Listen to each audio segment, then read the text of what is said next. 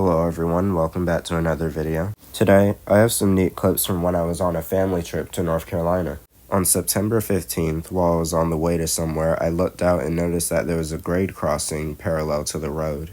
I kept looking out at the tracks, and then it turned into a siding, and then I looked ahead and there was a yard.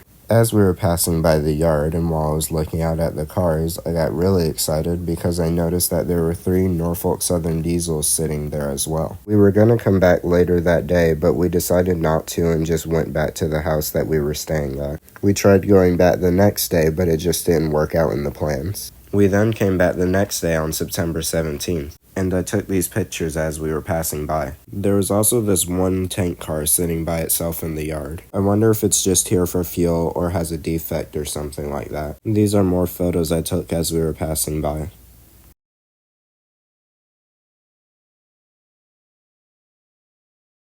Here is one of the diesels that I had seen on the previous day, but I wondered where the other 2 went. While we were crossing the tracks to see if I could get a better look, I noticed that there was a headlight on and I got excited because this meant that another diesel was on.